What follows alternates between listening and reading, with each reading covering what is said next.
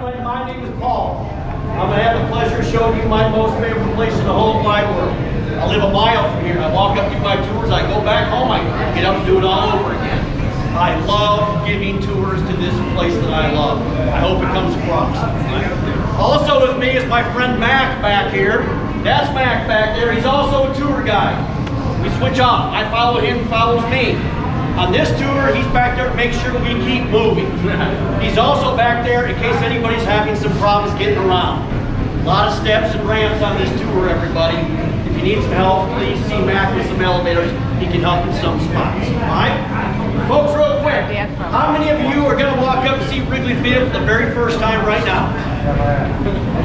Cool. Put your hands down. Obvious couple hands. Come in. 8. All right, we'll take it. I'm not going to get specific here. Other teams. Go ahead, get them up on the team. Most important question. Baseball fans.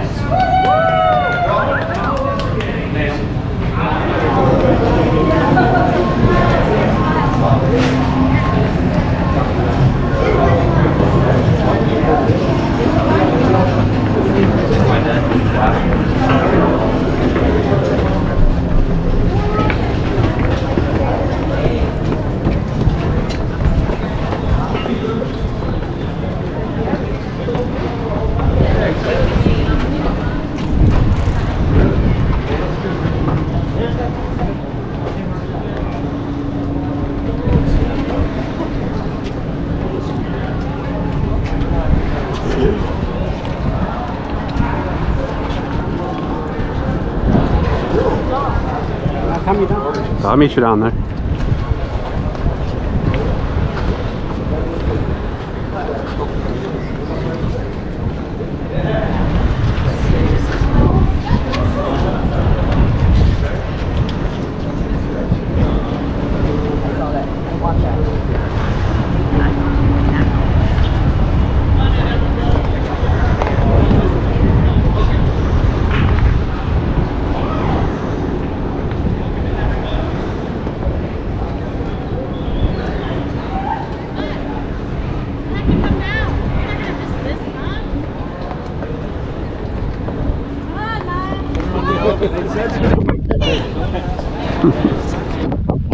She don't need no elevator. She just doesn't want to come down.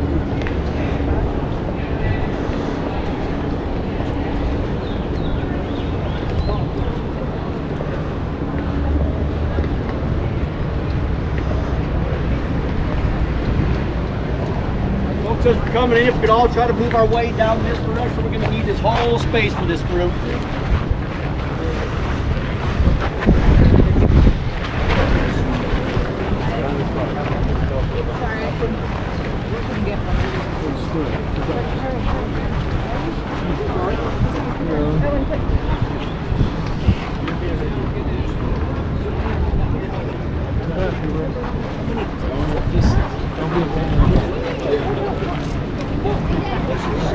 Come on in, everybody. We're going to have to kind of blend in where we can, folks. We're going to get tight in here.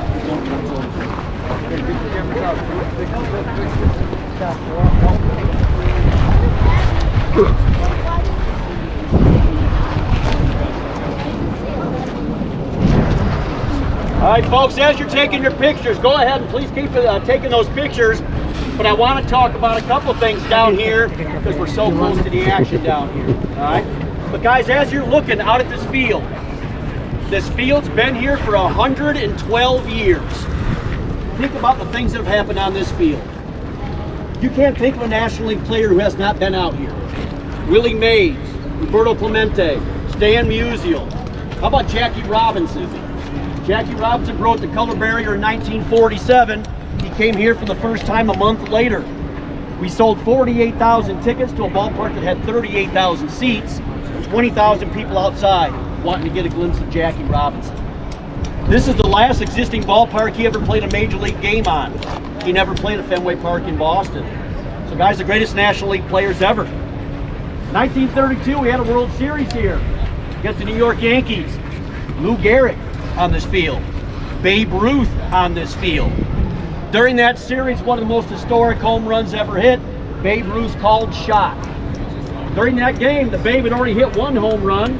He was up a second time. Cubs pitcher got 2 strikes on him. Started to heckle Babe Ruth a little bit. So did the Cubs dugout. Babe Ruth stepped out, pointed at the dugout, said, I got 1 more. Stepped back in, pointed towards right center field.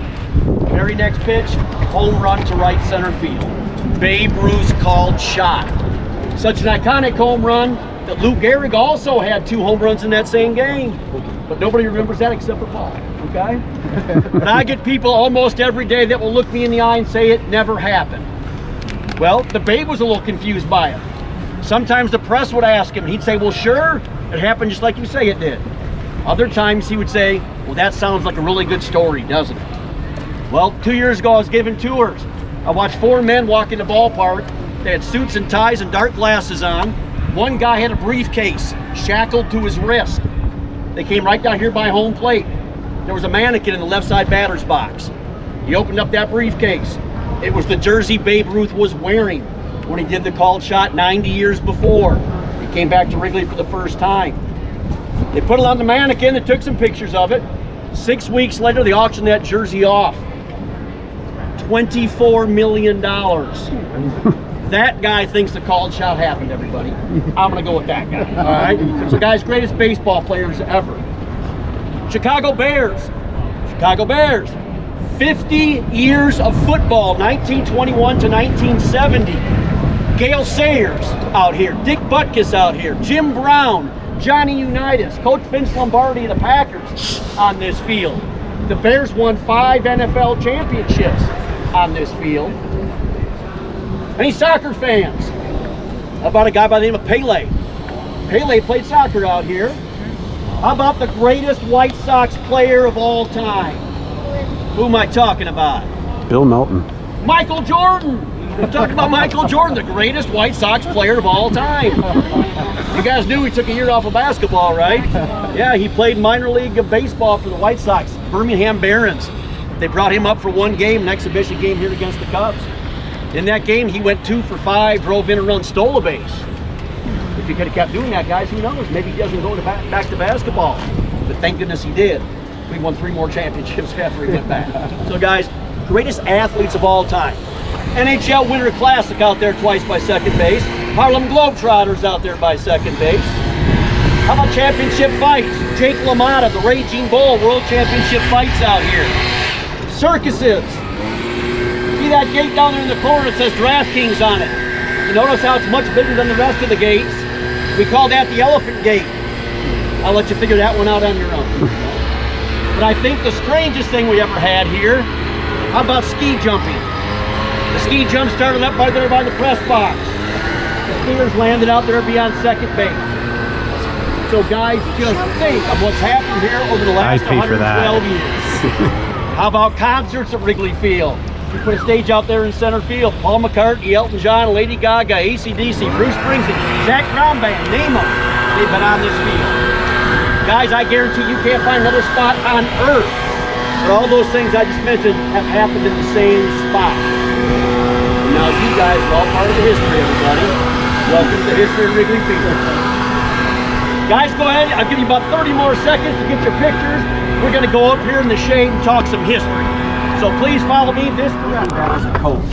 He came back and coached the high school all-star teams from different states. Would go play each other. He was a coach on one of those teams. Yeah, first 5 or 6 rows, guys. Kick yourself. Volleyball. 1912, 1914. Anybody happen to know the 3rd oldest ballpark in baseball? Dodgers. Dodger Stadium. 1962. So guys, 40. It's actually Boston Field. Major League Ballpark. I was going to say, you got to clarify. Major League, well, there's all kinds of older ballparks. Major League Ballpark. 48 years though, guys, between number 2 and number 3. So when they say there's 2 original ballparks left, you can count on it. But let's talk about the one you're looking at. The funny thing about this place, it was not called Wrigley Field when it was built. It was not built for the Chicago Cubs. It was not built for a Major League Baseball team. What do we have left? We had a man in town, his name was Charlie Wiegman. Now Charlie owned a bunch of restaurants, pool halls, movie theaters. If it had to do with entertainment, Charlie owned it. But what Charlie really coveted, a Major League Baseball team. He tried to buy the Cubs. They're on the west side of town. They'd been there since 1876. This is our 150th year this year. They weren't for sale. He went down to the south side of Chicago, tried to buy the White Sox. They'd been down there since 1901. Not for sale. He even went down to St. Louis, tried to buy the Cardinals. No thanks. No thanks. Not for sale. So what's Charlie do? Some of his buddies got together and they started a brand new league. It was called the Federal League. Federal League had 8 teams in it. Charlie's team, the Chicago Federals. They began play in 1913. That first year, they played on DePaul University's campus. It's about 2 miles straight south of here. Any of you folks bring the red line up here to the ballpark today? When you stopped at the Fullerton stop, there was a soccer field over your right-hand shoulder. It's called Wish Field. That's where Charlie played ball in 1913. But Charlie was a big ego man. He was not going to play what he thought was Major League Baseball on a college campus. He wanted his own ballpark. Well, the Cubs were already on the west. White Sox already on the south. Big body of water on the east side of town. So Charlie came north. This was the site of an abandoned Lutheran seminary. I'm going to say that last word slowly and clearly. Seminary, not cemetery. Only thing buried up there are Cub fans' hopes and dreams over the last 110 years, everybody. All right? But why did the Lutherans leave? This used to be a sleepy, quiet neighborhood. Believe it or not, way back in the day, this was the celery growing capital of the world where we're sitting. All right? But in the late 1890s, they extended that L train out from downtown Chicago. A lot more people came this way. They didn't want any part of that. They left. So Charlie came across this land, and with $250,000 and 500 workers, built this ballpark in less than 6 weeks. 41 days. Everything we're looking at? No. Basically behind me, this 100 section. End of dugout around the far end of dugout. Had about 14,000 seats. 14,000 wooden folding chairs, if you can imagine. So Charlie brings his Chicago Federals here to Weigman Park, the original name of the ballpark, in 1914. In 1914, they do okay out here. They get second place out of 8 teams, not bad. But they're not doing very well in the stands, everybody. They're not selling tickets. Well, Charlie knows he needs to change something quickly. So he thinks to himself, well, the Chicago Federals in the Federal League? Not creative. That's nothing fun about that, right? It'd be kind of like calling yourselves the Nationals in the National League. 3, 4, 5. Come on, you baseball fans. So guys, he's going to change the name of the team, which makes sense, but he goes a step further. He is going to let the city of Chicago residents decide what the name was going to be. He's going to have them vote on it. But we had a problem with that. Because we had the Cub fans, stuff in the ballot box. The White Sox fans, stuff in the ballot box. Number 1 vote getter, the Chicago Chickens. Welcome to the home of the...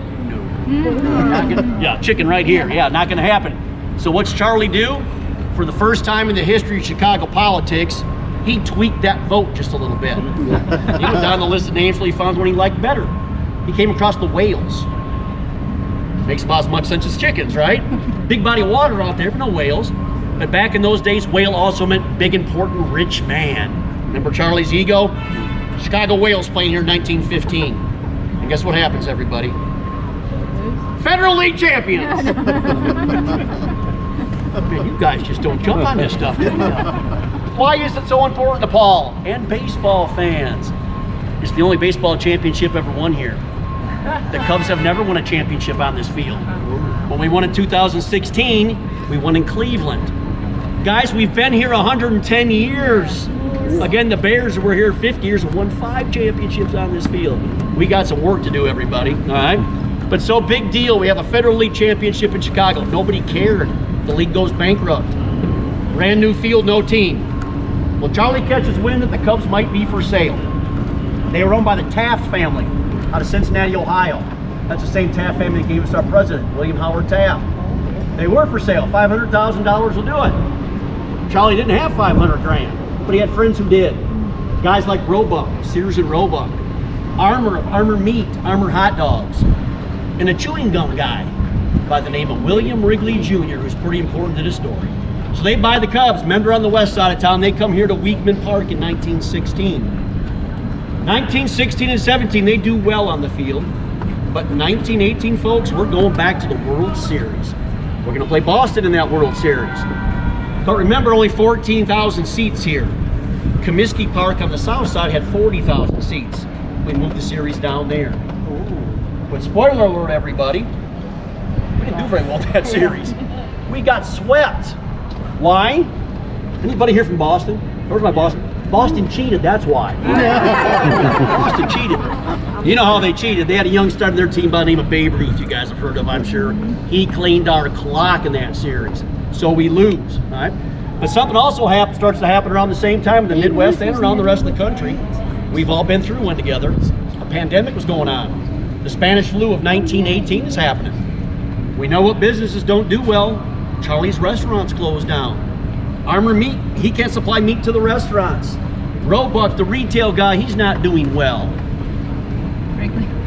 Wrigley. But Wrigley's doing well, very well. When I started doing tours 4 years ago, I wanted to figure this out. So I went online, I found an advertisement from 1918. The left side was a silhouette of a World War I soldier, and the right side basically said, if you want to support the troops over in Europe, you'll send them some gum. It sounds ridiculous, but it works. Millions of packs of gum are going over to Europe. Then Mr. Wrigley convinces the federal government that the troops need gum. It's good for their morale, it's good for their teeth. Next thing you know, Wrigley gum in every ration kit in Europe. So by 1921, Mr. Wrigley is doing extremely well, everybody. So well, he buys out all the other investors. So by the end of 1921, he owns the whole shooting match. We're still playing on Weekman Park. It's time to finally change the name of the ballpark, right? Time to finally change the name of the ballpark too? Yeah, you'd think it'd be that easy, wouldn't you? Yeah, they weren't as smart as you people. They went with Cubs Park. It was Cubs Park for about 6 years. Finally, an ad executive at the Wrigley Company said, boss, put your name on the ballpark, get some free advertisement out of it. So guys, we kind of reluctantly think of ourselves as the first corporate sponsored ballpark. You can thank us for Petco Park. Used to be Guaranteed Rate Field down here. Now it's just Rate Field. It all started here, guys. We apologize for that. But by 1927, welcome to Wrigley Field. All right? First major renovation was done in 1922. Remember, just a slower section. They cut it into 3 equal parts. They jacked it up, put it up on log rollers, and horses and mules dragged the grandstand 60 feet to the southwest. That allowed enough space to finish out the 100 section behind me. They put the 200 section in. You folks are sitting in all the way around. 1926, this upper deck goes in. 1927, that upper deck goes in. So by 1928, now we held about 32,000. 1928, looking this way, basically what you see today is basically what they had in 1928. Where was this place different? Out there. There was nothing permanent out there whatsoever. No permanent bleachers, no brick wall, no ivy, not even a fence. We'll talk about that more when we get out in the bleachers. Anybody have any questions about that early history before we get on our feet for the first time and head out this direction? You guys can make the afternoon easy. All right, let's go. We're going to go this way.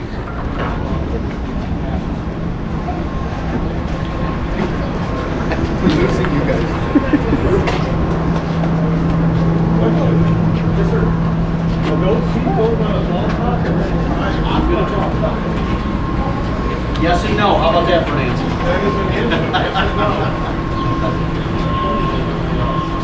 Yeah. Yes.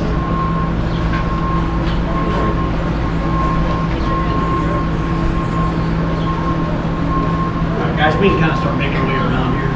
Just don't mix with these guys. We don't want to get involved in those guys.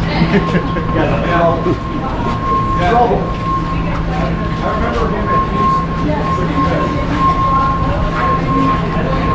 He was amazing. He won them all pictures. He won one of the longest home runs hit at Wrigley Field, especially by Cubs players. In 2000, we had a player by the name of Glenn Allen Hill. He wasn't a starter, he was the backup player.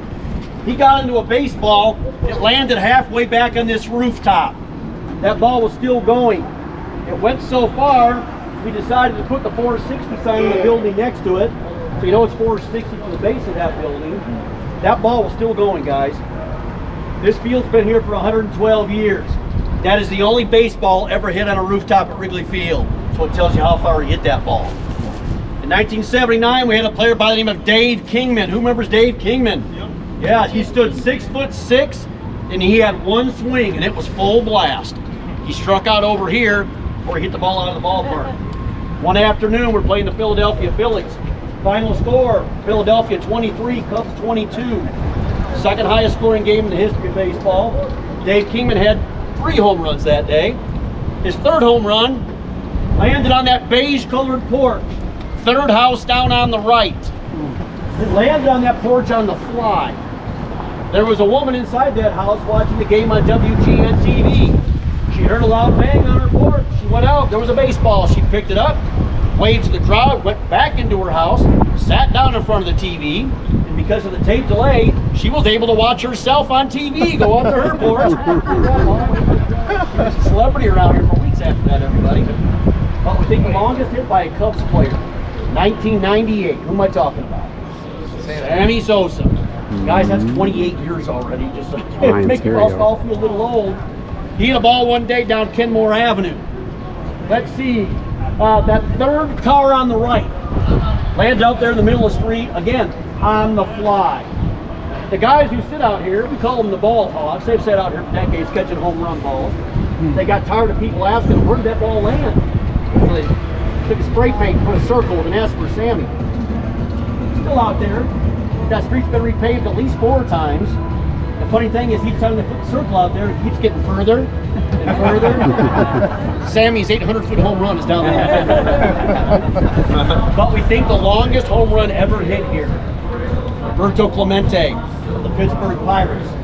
He hit a ball out of the ballpark in center field. It went just to the left of the scoreboard. When we go inside here, you'll be able to see what I'm talking about.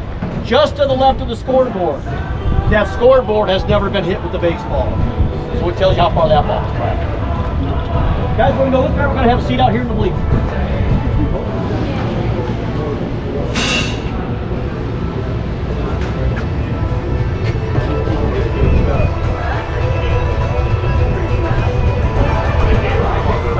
Oh, that smells good. The grill is lit. Down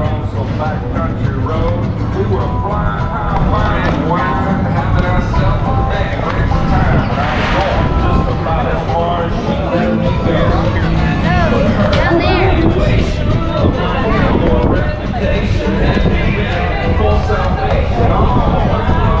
You do it.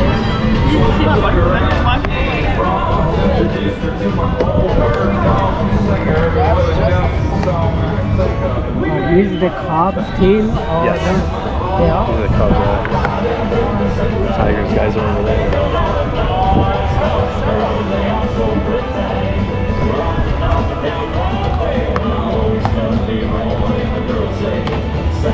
Always amazing to see somebody throw as I go around the ballpark. It's bigger and bigger.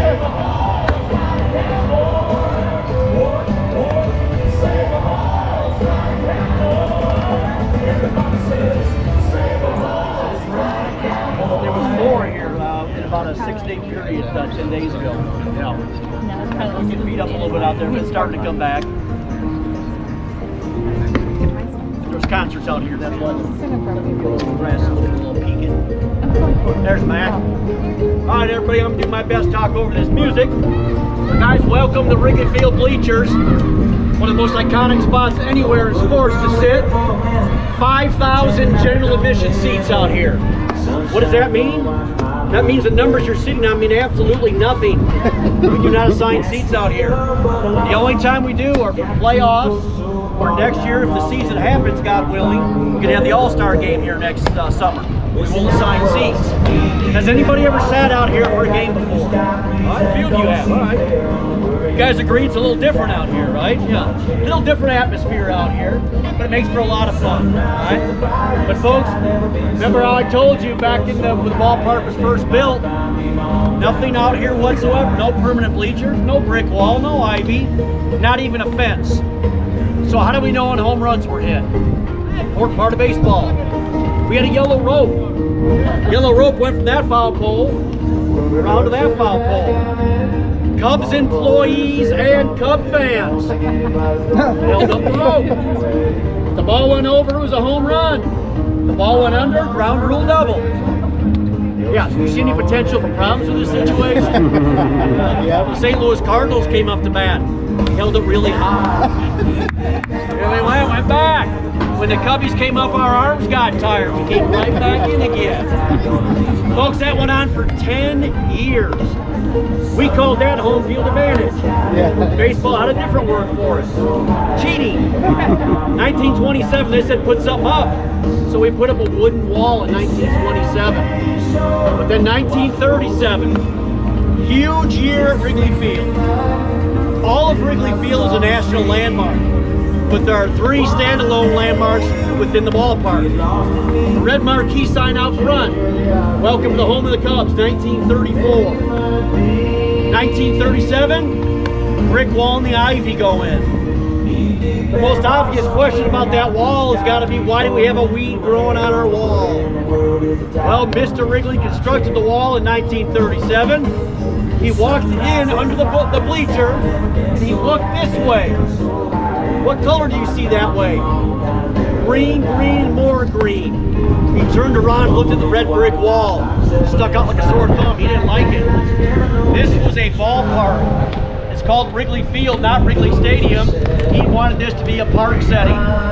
When the Cubs would be out of town, they'd leave the gates wide open. Families could come, have picnics, play ball. That's what he wanted. That red brick wall was going to cut it. So he toured all the minor league stadiums in the United States. He found one in Indianapolis, had ivy on the wall. He said, bingo, that's what I want. He came back and told his head groundskeeper, his name was Bill Veck Jr. That name might ring a bell to some of you folks. He owned the White Sox for a while. He owned the Cleveland Indians for a while. He got his start here on the grounds crew as a 22-year-old man. But he said, Mr. Wrigley, that's a fantastic idea. I'll have it ready for next season. He said, you don't understand. I've got friends and investors coming to town this weekend. I already told them we had ivy on the wall. These poor guys had to scour all of Chicagoland. They did they bought 2 things. They bought every piece of ivy they could find, and they bought Christmas lights. It wasn't Christmas time, but folks, no lights here until 1988. They put those Christmas lights on top of the wall.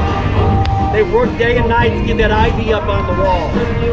The ivy you see today is the original ivy from 1937. We've never added a new plant to that wall. Come October, those leaves will turn brown, they'll fall off. We call them bricks and sticks.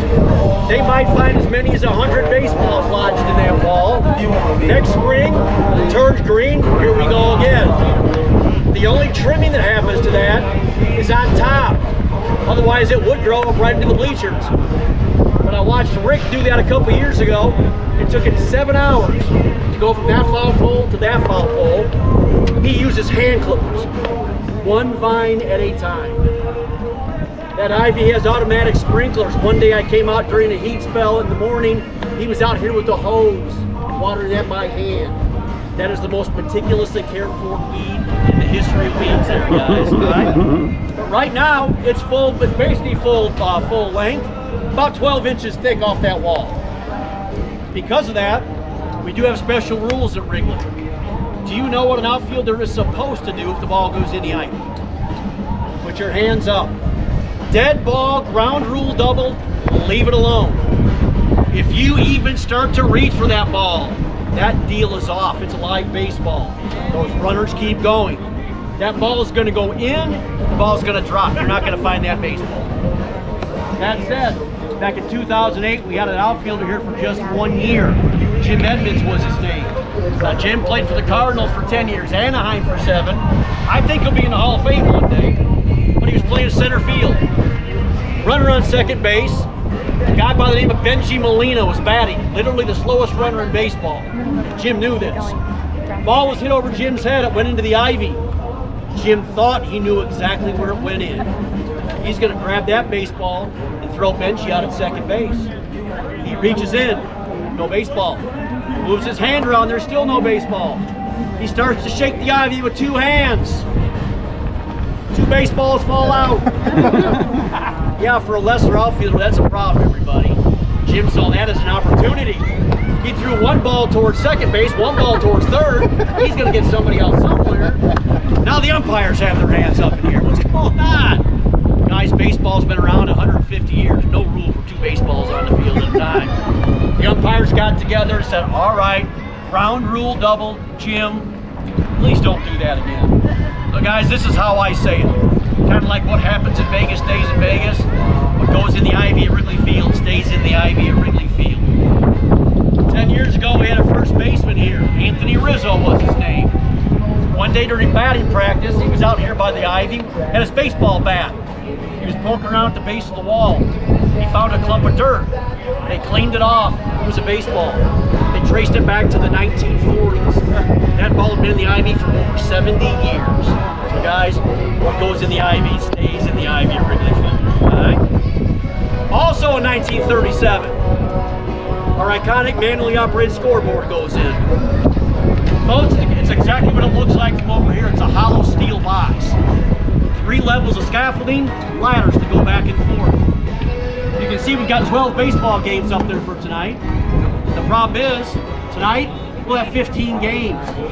When that was built in 1937, we only had 16 teams in baseball. Nobody ever imagined 30. But that's a landmark. We can't change it. So we have to decide what 3 games don't make it up there each day. So in early April, it's normally the late night West Coast games. They won't be up there. But once we get to September, if any of the games have relevance to the playoff race, those games will be up there. But tonight, you'll have 6 people working inside there. One guy will have a laptop computer in front of him. Back in the day, it would have been a ticker tape machine coming across there. Let's see, we've got a game in Philadelphia tonight. Let's say Philadelphia scores a run in the bottom of the first inning. He shouts that out.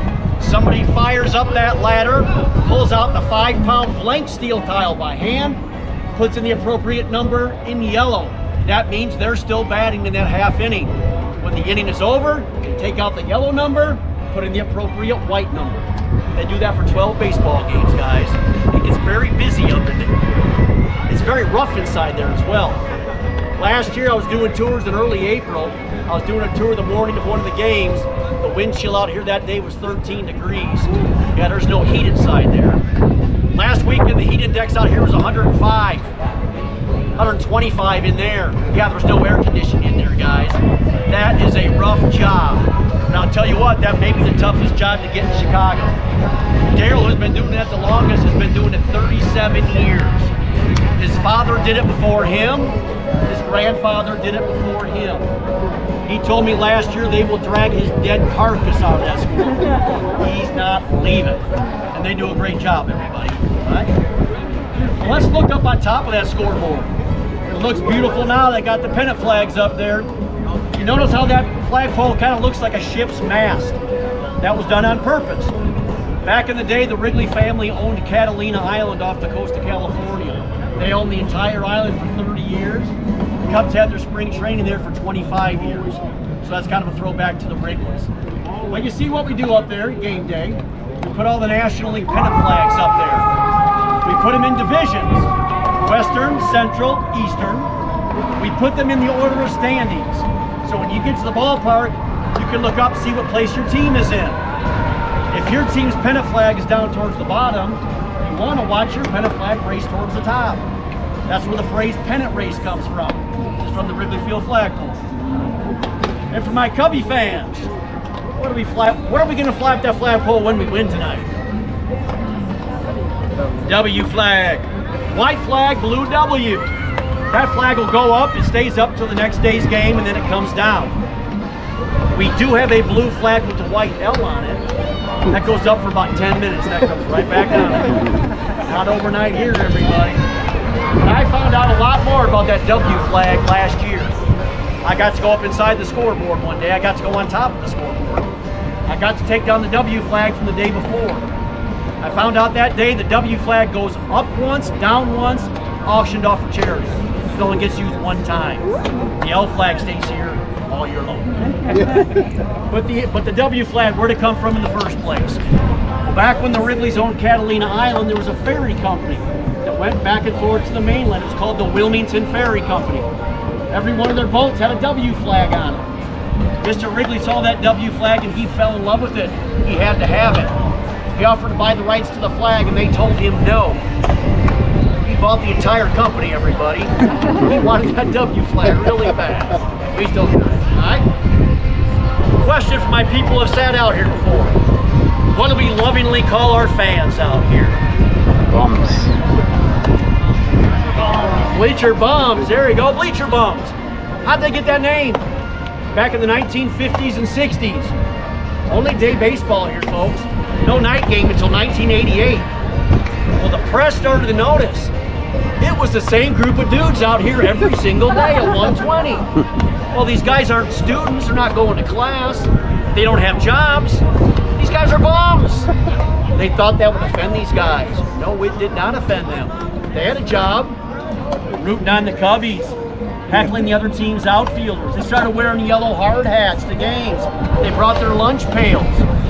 You can see how close to the action we are out here. All right, good job, guys. Good job. All right, guys. So they had the bleacher bum race during the 6th inning of the games. We put one bleacher bum on top of the wall by that foul pole, one bleacher bum over here by that foul pole. In center field, you had a bleacher bumette. She had an ice cold old style in this hand and a handkerchief in this hand.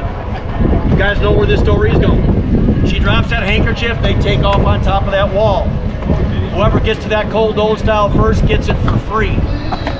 Now remember I said it was the 6th inning of the games? It's not the first old style these guys are chasing, everybody. So sometimes they made it. Sometimes they didn't make it. Sometimes they fell this way. You'd put them back on the wall, you'd say finish the race. But sometimes they fell that way. That's 11.5 feet down to that crushed red brick warning track. In 1969, 19 bleacher bums did a header off that wall. You've got to call a timeout. You've got to call the ambulance. You've got to scoop up the bleacher bum. You've got to get them off to the hospital. Finally, in 1970, baseball and even the Cubs said, we've got to reel in the bleacher bum. So what do? You put the peak on the wall. So now you can't stand on it. We also installed what we call the basket. Well, people from out of town like to say, well, that's just a home run basket. Well, if the ball goes in there, it is a home run. But we are not naive out here, everybody. That's a bleacher bum catching basket. And that's why that basket is there, all right? But our bleacher bum fans also started things that we have at all ballparks now. I think it happens at every ballpark. When the opposing team hits a home run, what are you supposed to do with the ball? Chuck it back on the field. That started here. Atlanta Braves were in town. Hank Aaron, big home run hitter in town that weekend. A Cub fan was sitting right out here in left center field. He was tired of being pelted by Hank Aaron home run balls. He finally got his hands on one himself. I don't need this trash. He threw it on the field for the first time. Well, we still do that here, but this is what happens if you don't throw it back. It starts off innocent enough. Throw it back. Throw it back. It gets louder, spreads out to the entire ballpark. It will get more inappropriate until that ball goes back on the field. So what are you supposed to do? You bring a ball from home. You have it in your pocket. You catch a home run ball, you do the switcheroo, you throw the ratty ball back on the field. We've had 16-inch softballs thrown back on the field. We've had tennis balls, apples. So if it's round, lands on the green grass, you are a hero. You don't get ejected. What's that? You don't get kicked out of the game. You will not get kicked out of the game here at Wrigley Field. Who's coming to the game tonight? Jeez. I don't have any plans. What's going on? Watch, if Detroit hits a home run tonight, watch what the umpires at Wrigley Field do. They will turn their back on the bleachers for about 10 seconds. They don't want to see you throw the ball back. You will not be tossed out of the game for throwing the ball back out of the field. One other thing big bleacher bum started. Look over here in center field. You see those bushes over there in center field. What's going on over there? That area is called the batter's eye, a dark background. Every ballpark has one now. Back in the day, in the 30s and 40s, there were bleachers there. People could sit there. Well, Cub fans, being smart baseball fans, they showed up with their white business shirts on and their dark jackets. When the Cardinals came up to bat, they took the dark jackets off, squeezed the white shirts together. Now you've got a white background. You're trying to pick up a white baseball out of that white background. When the Cubs came up to bat, they got a little chilly over there. They put their dark jackets back on. Now you've got a dark background. That went on for decades, everybody. We called that, once again, home field advantage. Baseball called it cheating. Let's stayed that way until 1954. Finally, Stan Musial, Hall of Famer for the St. Louis Cardinals, approached Major League Baseball, and he said, I bat 360 everywhere else. I bat 80 points lower in Wrigley Field. Don't you want your stars to be stars everywhere? We kind of went. Baseball agreed. So starting in 1954, every ballpark has to have a batter's eye. The only exception, Fenway Park for night games. They're allowed to sit there in the bleachers for night games. They approached Major League Baseball and they said, hey, we're the oldest ballpark in baseball. Can't we have our fans sit out there at night? They said, sure. We approached baseball and said, hey, we're the second oldest ballpark. Can't we? We found out that day that if you start the problem, you can't benefit by the solution, everybody. Fenway Park in Boston, it's the only place you can do that. Any questions you guys have about anything here in the bleachers before we get ready to move on? Yes, sir. Is it the bleacher? He's asking, is the kind of like a cage match. He's asking, is the bleacher area fenced off? It's not fenced off, it's blocked off, ropes. To be out here, you have to have a bleacher ticket. If you have a bleacher ticket, you can walk around the entire ballpark. But to get in here, you have to have a bleacher ticket. That tells you how many people want to continue to come out here for ballparks. Yes, sir. What about the rooftop seats? I'm going to talk about those when we get upstairs. Got a better view up there. Yes, sir. Anything else? We got people walking behind us. That's fine. Let's see what we look at here.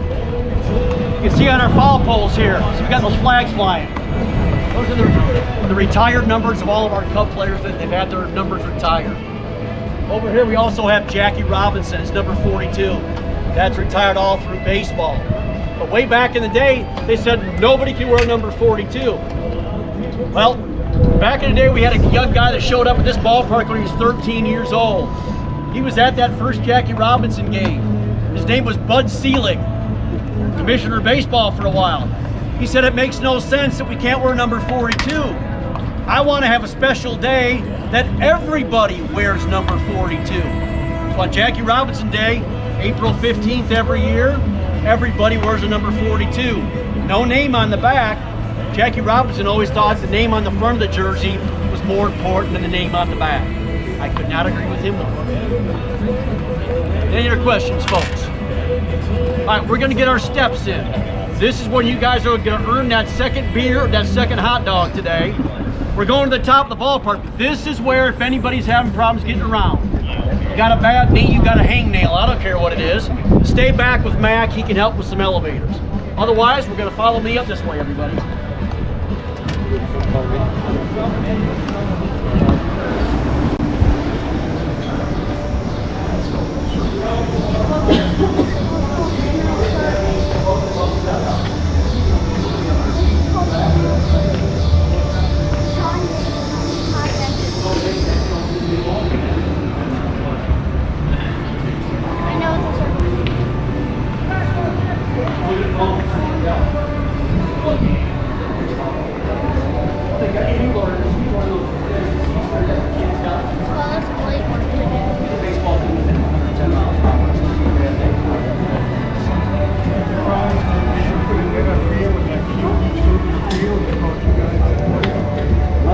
That was down the first row down the ground. We don't talk about him anymore. That was another trip we had. Now, yes. He stopped the person in 2 cities. I'll believe what that guy did. He was here the other day. We had dedicated to an arch outside for our 2016 championship. He was here walking around the ballpark. Little kid going to do super good guy. Very smart guy. Yes. He knew what he was doing. Well, that's just it, right? Sometimes see how things go on, everything go a little around. Yeah, obviously it's here, we're not around Ballpark here. Blending in fans. We've got a few folks coming up the elevator up there, so we're gonna hang just for a few minutes. But I love it up here. This is my favorite part of the ballpark. I've got season tickets over there on the other side of the 300 section. I'm the kind of guy, I played ball in high school and college. I like to watch the play. I want to see what the shortstops do when the balls hit the right field. You can't do that down in the 100 section. That's why I love sitting up here for that reason. Guys, look at the view from up here. You see the entire field, you can see the neighborhood really well from here. Oh yeah, we can see, got Lake Michigan out there. You see it there, love the scoreboard? See it out there? On weekends, you'll see nothing but sailboats out there. It makes for a very pretty view. Let's talk about those buildings across the street. What in the world's going on over there? There are 12 buildings with bleachers on them, 2,500 seats. Those 2,500 seats are not included in the attendance over here. They're completely separate. 10 of the 12 are owned by WrigleyRooftops.com. Now, they are not owned by the Chicago Cubs. They are not owned by Wrigley Field. They are owned by the Ricketts family, who happen to own those two things. They have a real estate company that owns those things. Guys, in baseball, we have what's called revenue sharing. Everything that happens in here, you share. Everything happens out there, you don't share. Right? But guys, more often than not, it's going to be corporate outings over there. Okay? But you as an individual, you can go sit over there. You go on to WrigleyRooftops.com. You choose which rooftop you want to sit on. But before you push that purchase button, you better make sure which one you're sitting on. If you look over here to the right, you see that one the furthest to the right? They can't see the infield from over there. You might want to know that before you sit down, right? But the price is going to vary greatly over there, depending on what time of year it is and who's coming to town. So back in early April, it's cold. The Washington Nationals were here. Maybe 75 bucks to get in there. 2 weekends ago, 4th of July weekend, St. Louis Cardinals were here. Now you're talking $225, $250 a piece to get in there. Why so? These tickets vary greatly. On my season ticket package, I'll pay as little as $40 for a game. I'd pay as much as $130. And again, depends who's in town. The Yankees are coming to town in about 2 weeks. Way up. Nationals come to town, not so much. Hey. But guys, when I was a young What's this guy got man, against the Nationals? Yeah, I don't know. It's our bleachers team. over there. Flat Knowing rooftops. that's going to I watch the games on WGN TV. Once in a while, you might see a maintenance man checking out the game over his shoulder. Or a couple guys might shimmy up the spot their fire escape with a cooler of beer and a couple lawn chairs. That's the way it was for a long time. But that started to change in the early 1980s, especially 1982. We got a new announcer on this side of town. Harry Carey was his name.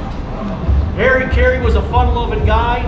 He loved life to the fullest, everybody, to a fault. Sometimes Harry was more interested in what was happening on the rooftops than the baseball game he was supposed to be talking about. He was always have his executive producer, his name was Arnie Harris. He'd say, Arnie, let's see what's happening on the rooftops today. The TV cameras would scan the rooftops. One day, Harry said, look how much fun those guys are having. And they're watching the games for free. He just said that on national TV, everybody. So what do you think starts to happen? More people start showing up. The owners of the building start charging people to go up there. Next thing you know, you got 100 people on every flat rooftop. All right? One of our tour guides, his name is Tom. Tom's lived in Wrigleyville for 81 years. He used to go up there all the time as a young man. One day he went up on this beige colored building. He went up there and there was an orange circle spray painted on the rooftop. And Tom looked at the building owner and he said, well, what's the circle for? He said, that's the soft spot.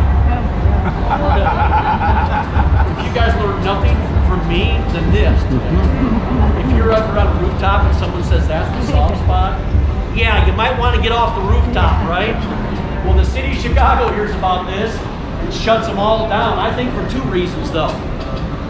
They're starting to make money over there. The city of Chicago wasn't getting any of that cash. and it wasn't safe. So they shut them down. Finally, our world famous bar and restaurant, Murphy's Bleachers, out beyond center field. They buy that first beige colored building straight across from us there, just to the right of the scoreboard. They buy that building, they put in structural steel in the roof, they put up proper railings, proper bleachers, now it was safe. Now everybody else did the same thing. But we still had a problem. They're making money. The city of Chicago's not making money. Someone's being left out of the equation. Cubbies. The Cubbies sued the building owners. They said, you guys are profiting off of watching our product for free. Well, the building owner's attorney said, well, you're not being fair to my clients. They're having 81 summer parties a year. You guys happen to have your annoying baseball games on the same day. Judge didn't buy it, everybody. He finally decreed that 16% of what's made over there comes over here. Last year, that was about $5 million. That money goes to Cubs Care, which are Cubs charity, so it's a win-win all the way around. But the most famous rooftop dweller of all time, Cincinnati Reds pitcher Tom Browning. Now, Tom was a great pitcher, pitched 12 years in the big leagues, one of only 24 men ever to throw a perfect game in baseball, but he's best known for what he did on that brown-colored brick building straight across there in right center field. Cincinnati was in town. Tom was in the dugout down there in full uniform, but he had pitched the day before. He knew he wasn't playing this day. He looked over on that flat rooftop and saw some guys having a good time. He wanted to enjoy that good time as well. He put on a jacket, snuck out the side of the ballpark. Next thing you know, he's knocking on the front door of that building.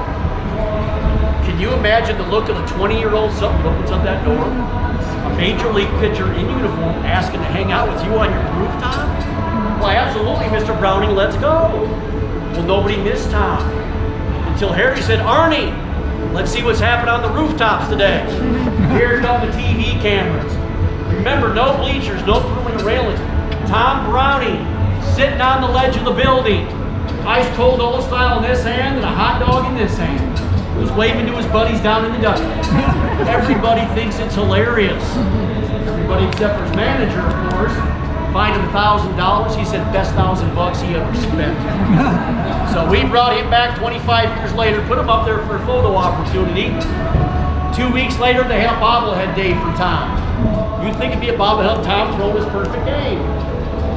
It's a bobblehead of Tom sitting on the ledge of Wrigley Field. He said highlight of his career. You folks have heard me talk about lights a couple of times. Why is Paul so hung up on lights? Because we were the last place to get them. We were the last by 40 years to get them. Did not have a major league game here until 1988. But that's not the way it was supposed to happen, everybody. Back in the fall of 1941, the Wrigleys purchased the lights and the steel to put the lights on the roof. They had it all stored up underneath the bleachers. They were going to install it during the winter time, in between seasons. But a month later, December 7th, 1941, Pearl Harbor's attack throws us into World War II.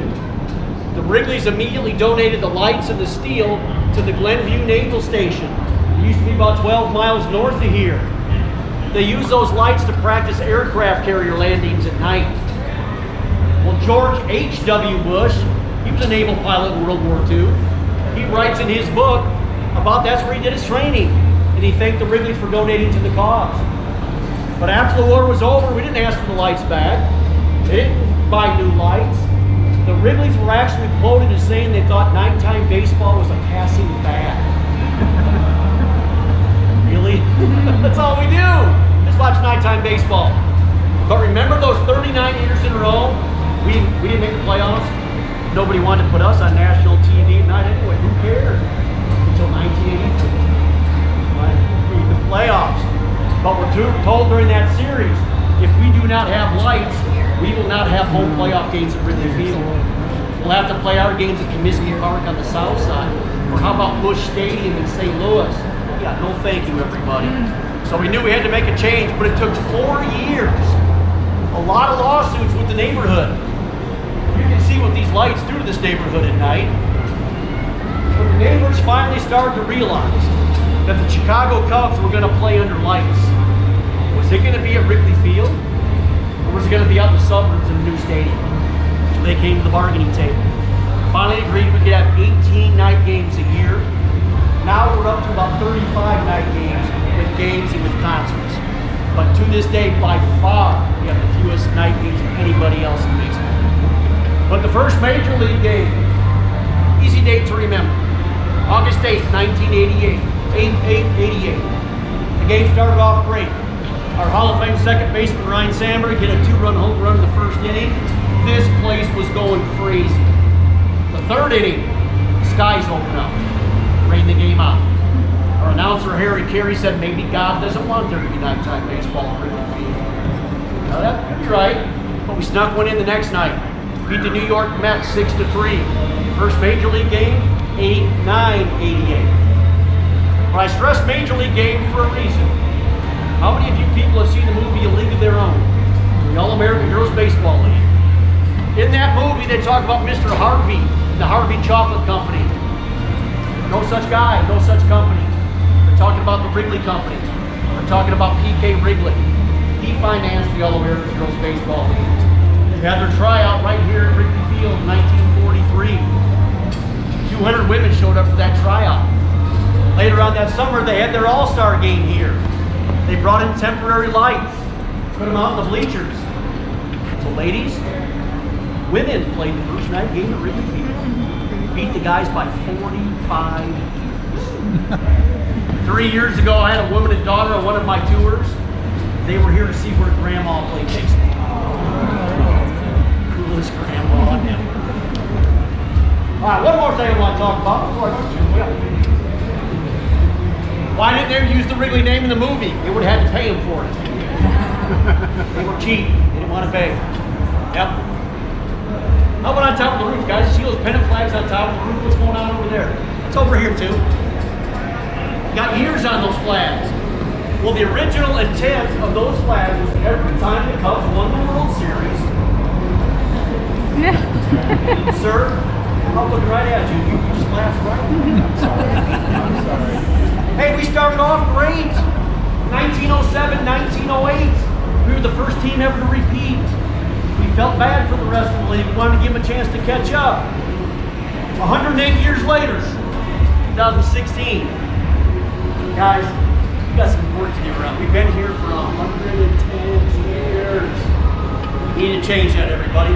So we had a lot of space up there. So now it's every year we make the playoffs. We put a flag up there. If you look over there, you still see 2 Cub flags over there. Still one over here. So we still got a little work. Folks, it's at this point, my tours always get to this point. I got to say goodbye to 60 of my best new. Can we agree on Wrigley Field fans? Can we agree on that? Yeah. Please, let's agree on that, everybody. Yeah. Guys, a couple things I want to tell you about real quick before I get you out of here. Your tour tickets get you some discounts outside the ballpark. You go to the Cubs store. Cubs gear there, Wrigley Field stuff there, show them your ticket, you get a discount. 3 restaurants right here on Gallagher Way. Brick House Tavern, Big Star Taco, Smoke Daddy Barbecue. Again, show the ticket to the tour, you'll get a discount on your food and beverage opening. I'm going to take you out a way that we're not going to be able to use those same bathrooms. They are locked because they've been cleaned after you folks trashed them. Those are clean. There are bathrooms right outside in Gallagher Way. But folks, at this point, I'd like to see if anybody has any questions about things I've talked about, or actually more importantly to me, things I have not talked about. Does anybody have any questions? I'm sorry? The current seating capacity, 41,600. We are right in the middle. We're 15. 30 years ago, we were one of the smallest. But all the new ballparks are making them smaller now. And back in the day, remember the old football, baseball days when they were huge stadiums? They don't do that anymore. So we're right in the center. Yes? My favorite Cubs player. He's got a statue out front. Sweet swinging Billy Williams. He was my guy. Some of my first memories as a kid are watching the Cubs and Billy Williams on TV. Anybody else? I'm going to lead us up. You got a question? Really loud, buddy. My favorite player now. But you know, Billy Williams is still alive. I see him around here all the time. But now, you know who I love the way he plays? Pete Pro Armstrong. That's the way I was taught to play, guys. He ran through a wall to catch a ball. You might not always like the way Pete goes about things, but he gives it his all 100% of the time. And Nico Horner's my other guy. Nico Horner also plays baseball. All right, guys, I'm going to lead us out. And I'll be out front. If anybody has any last second questions or you want to talk baseball, I got nothing going on the rest of the night. I'm glad to talk to you folks. So if you came up in the elevator, please stay with Matt. Otherwise, the rest of us are going to follow me this way. Okay? Thanks, guys. Appreciate you being here. Thank you.